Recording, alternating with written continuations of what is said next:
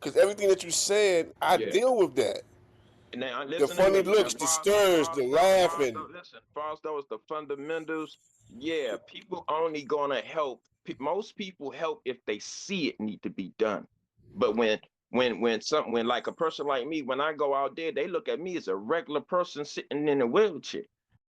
Partying, dancing, females all around me. It's all love. Next thing I know, when the girls disappeared, they was all around me. I just see shining reflections going in my eyes and just from one end of the club. And when they finished, they hit me up so bad that they carried me from one end of the club to the next end of the club. Next thing I know, mom, she come up in the joint and she looking at me and she crying. She can't really look at me. I say, Mom, what's wrong? What's wrong? What's wrong? I'm trying to get up and I fell off the bed. Mom picked me up and she hold me. I was like, Mom, why I can't stand up? And she's like, baby, you paralyzed. They don't look, they don't know about all the health problems I got behind the scene. They don't know I got 11 kids. They don't know that I don't stop hustling to try to live a better life and an honorable one. They don't know that I got a mama that I'm trying to help. They don't know. With you, they don't have to know. All they know is that, dang, this is a soldier, man. Look at this brother right here, man. You look like empowerment, dog. So it's different But for you. You know but what I'm but saying? but it's still the other side. Just like you said, you got the people that walk past, the looking, the staring, Yeah, that's the, what I the, meant the by the laughing. You know fundamental. what I'm Yeah, saying? the Because like you said, like your own kind of walk past, look at you and laugh and right. point at you. But just like you said, somebody from a different race or different creed, they'll come past and show that love. Yeah, but the comparisons I'm trying to make, fam, is that you definitely go through the fundamentals. But if me and you sitting out front, and say for instance, you got your plate, and I got my plate out there. You feel what I'm saying? Yeah. I By feel what you're all saying. means, your plate is gonna be filled up way before my plate. They'll look at me like, nigga, what you doing out here? And they'll look at you be like, now he can be out here. You know what I'm saying? Because we see that he need help. I think that the way that you're describing it, William, it is your job. It is a work. You've got your responsibilities that you have. You've got your kids, your mom. And so, how is best to do that in what best works for you? I think that these type of jobs, things that we have to do to make money, come in many different forms and many different levels. And I'd like to think that your hustle, you're out there hustling, is what you know best. This is what you know. And if it helps to supplement any income or put food on your table for your kids or your mom, go for it. But I like to think that you're out there doing this because this is what is important to you instead of just walking away from those responsibilities that you have. And I think that jobs and responsibilities have a lot to do with each other. What do you think, Mr. Tim? How would you look at it? Would you look at it as survival? Would you look at surviving and living two different things? Absolutely. Surviving is, hey, look, you know what? If you want to survive, go hang out at a shelter, sit on the bunk all day, don't do a damn thing. That's survival. But you're obviously not that person. And my hat's off to you and off to you, Soldier. You guys are badasses, in my opinion, because you guys are out there doing something. I understand where you're coming from, Mr. Tim. When you're saying doing something is survival, and I look at survival is trying to live, and living meaning that you're not surviving. They you know that old saying they said, man, don't go through your whole life surviving just to get through life surviving. Yeah. Can I throw in something? Because you guys were talking about professions looked down on and this and that. Is that, and I may be off track from where your conversation is right now, but what Tim just brought up made me think of a wonderful bass player for the Sesame Street Band named Bobby Cranshaw. He's a legendary jazz bass player, just like one of the best. And everyone used to say, "Why are you playing with the Sesame Street Band?" And he goes, "Because I'm having fun." And at his funeral, his family, his daughters get up and say, "You all know Bobby Cranshaw as the legendary bass player, but we want to let you know that he raised us and got us all into college and took care of us as a garbage man in Detroit." That was him taking care of his family, putting the food on the plate, taking care of mom and dad and the kids and all that. And that's what I'm hearing Tim say, where what's the difference between living and surviving? Is that surviving is just sitting there like a bump on the log. You guys are out there swinging the bat, living. And do you swing the bat like Willie Mays? I don't know. Everyone lives their life the way they have to live it, and they leave their mark the way they need to leave the mark. One of the things that I've noticed, especially in New York, and I've seen this with a lot of people, I think that there are a lot of people who are mostly nomadic and being tied down to an apartment long term is scary for them and not something that they are really wanting or understanding to do. And I wish that the shelters were more inclusive and of people who don't necessarily want the whole apartment rent experience. Some of them just want a safe place for their stuff. Yeah, And that pains me because I know a lot of people who would like to be in. We used to have this joke in Arizona that the snowbirds would come down and the homeless snowbirds would come down and they'd get a trespassing charge and then they get 6 months in jail, and that's where they spent their winters. It was, and then they get released from jail and then they go back to New York or Chicago where it's warm for the summer, and then they come back the next year and they do it all again. And I would love to see this split, this kind of like this bridge being totally homeless and totally in the apartment with the rent and all the utilities and all the responsibilities that come with it for those people who are not necessarily wanting. You don't want to be on the streets, but you want a safe place for you and your stuff, like a something that you know that it's always going to be there for you. And I don't think that we have that. I don't think that we really have anything like that in this country. I was in a shelter in Washington, D.C., Northwest. It's called Miss Snyder, and you might be familiar with it. I was there 10 years. A lot of people talk down on shelters, but once you go to one, you'll have a different outlook on it. It has people in there, all manners. I actually met the brother Terry Huff in the shelter, and he was back in the 60s, the 70s. He was one of the greatest singers there was back then in the days of Motown.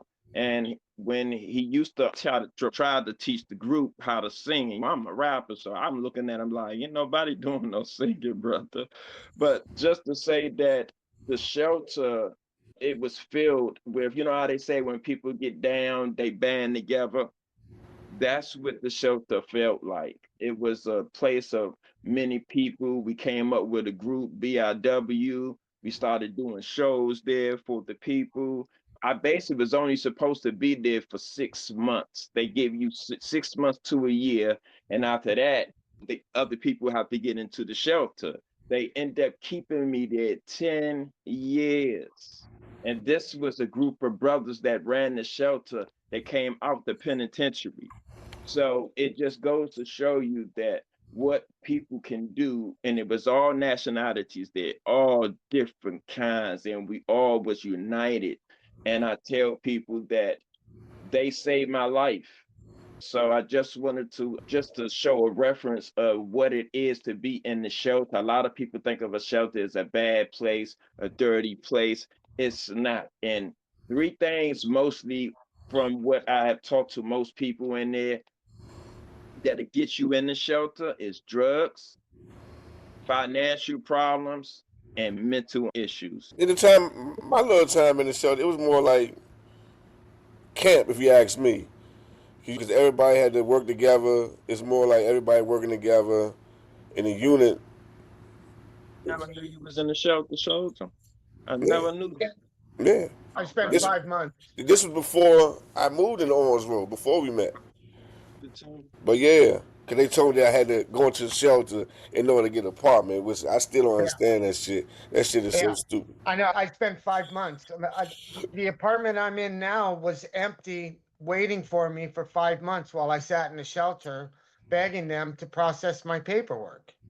And that's And why, that's the reason why, Mr. Tim, I don't mean to cut you off to answer what Soldier was saying that he don't understand that because it's you know how you buy a house and before you can go in the house, they have to get it ready for you as a handicap accessitive. They have to get the ramp. Just talking about in our situations, they have to get it ready for you. And it's a waiting period with that. And the same thing with the city. We got so many people that's asking for help, it becomes a list and they have to go one by one. And the yeah, sad part about that, I had a brother, you know him, Soldier Art. This is so sad. And this is what they have to do when it comes to the shelter system and putting people in units in places where as though they have a place to live. My brother waited. Now, you remember I said 10 years in the shelter. That's how long it took for me to come up on the list. Some people, they'll wait 10 years and end up dying due to horrible circumstances. And then I got a letter in the mail saying that my man got his apartment, but he passed away 2 weeks before that. Wow. Tim, you were when a while ago we were talking similarly about how they had this apartment ready for you, but the paperwork and there's from what I understand from our conversations, there's like a whole a backlog of apartments waiting, but they can't process the paperwork. Is that right? yeah, there are apartments available in New York City, and there are programs available in New York City. But this is my opinion, and but I saw this, and this is part of my lawsuit. They consider placing someone, these caseworkers and case managers, they consider putting somebody in an apartment as putting themselves out of work. So it's a job security to keep the shelters full. That's my opinion. I like that Um, one, Mr. Tim. so when I came into New York City, I went directly to HASA and I found this apartment and it was empty and ready to go. And I had it within 2 weeks. And they wouldn't process the voucher. They wouldn't process the HUD Vash voucher. And finally, it took me testifying in front of the New York State Assembly. They threatened me at the shelter in Long Island City, and they took me out of instead of sending me to another shelter, which is what they wanted to do. I got the keys that day to my apartment. But it was this is the type of things that they do. And I don't know if they do that because they want to make sure that you're dedicated, if they want to do that because they're afraid of job security. I don't honestly know. There's a lot of corruption within the housing here in New York City. And as veterans, we have to be in the gutter homeless. If you are being discharged from the military, you don't have mental illness, you don't have chemical abuse, you still have to go homeless to get a voucher. I don't understand that. Now that to me, Mr. Tim, it angers me. That angered me so much what you just said, brother, because when y'all come home, y'all supposed to have the red carpet out. You're supposed to have, man, that upsets me. And I'm sorry, brother. I definitely am sorry for how this world treats people that need that really deserve way better treatment than that. Yeah. Don't feel sorry for us, brother. Here's the thing. We have more We're not sorry, than discouraged. I'm sorry, yeah, are you not but that word? we have our benefits and we've got our things. There my heart breaks not for other veterans, man. My heart breaks for the people out on the street who are experiencing homelessness, who don't have access to the type of business resources that we do. It angers me that there are people who refuse to provide those resources to the veterans that we have earned. But it's more heartbreaking to see where we are, because there's that the community, there's backlash from the community. Oh, you're a veteran, you get whatever you want. That's not true either. And that's why I do what I do. I fight for veterans' rights and advocacy, but I serve the community as a whole. Whether you are homeless or suffering mental illness or chemical abuse, I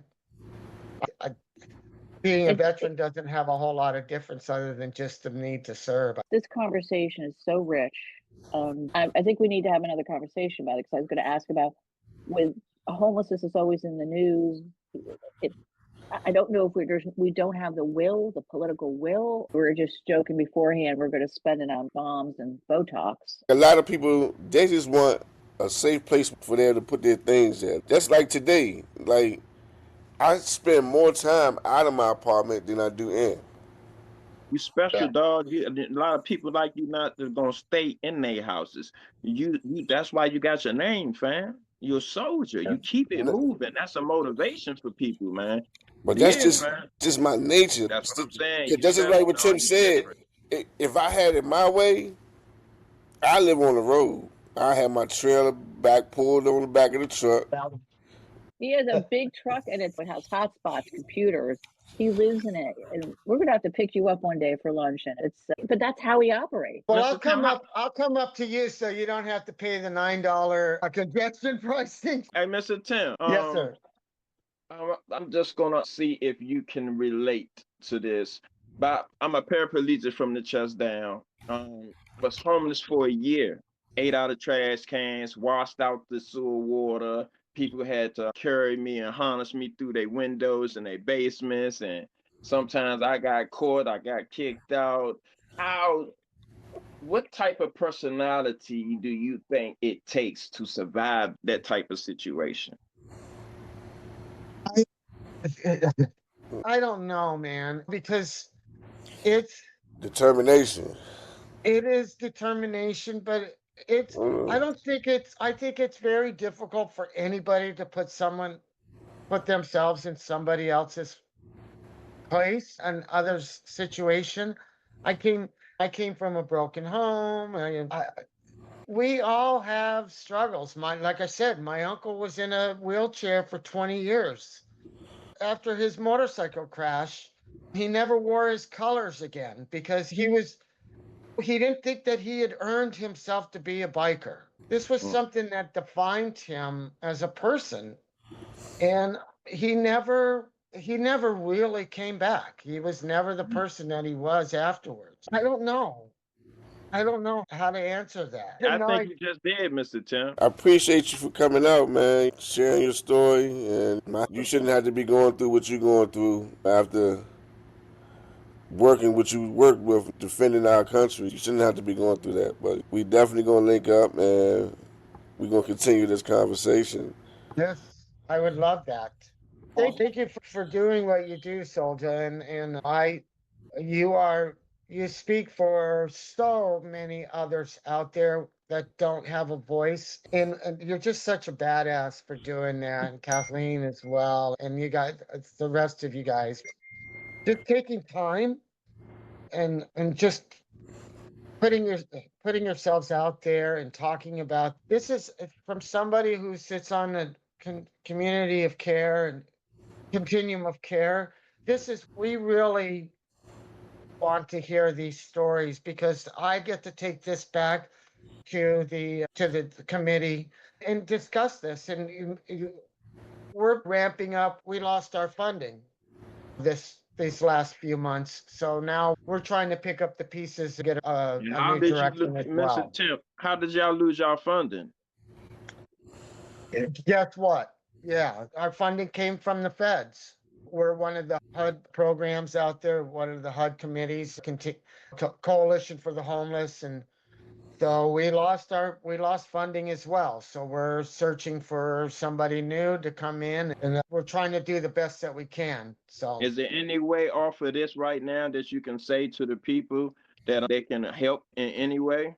we're doing what we can. Like I said, we're getting back ramped up. We're not, we're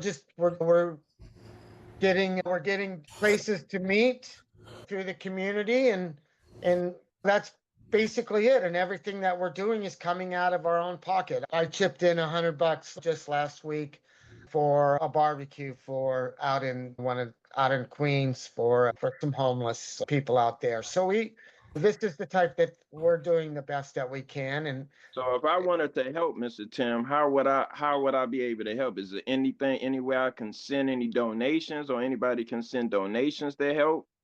That's what I'm trying to say. If Because people going to see this when we post it.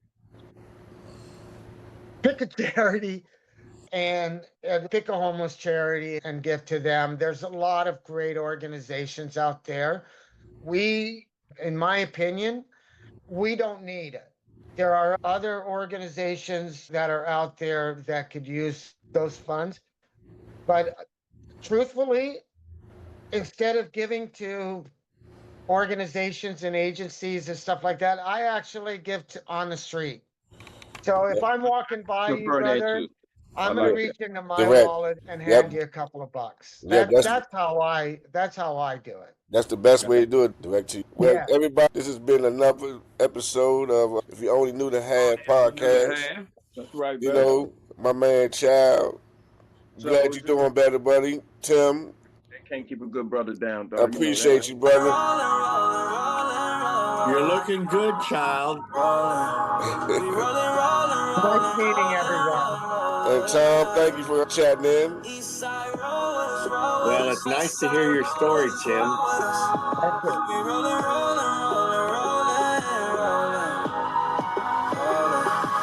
All right, guys. Love you guys. I want to hear it. Now we want to hear it. No, he wants to hear from the track, top. the track. He wants to hear from the top. All for the marbles. Let him know.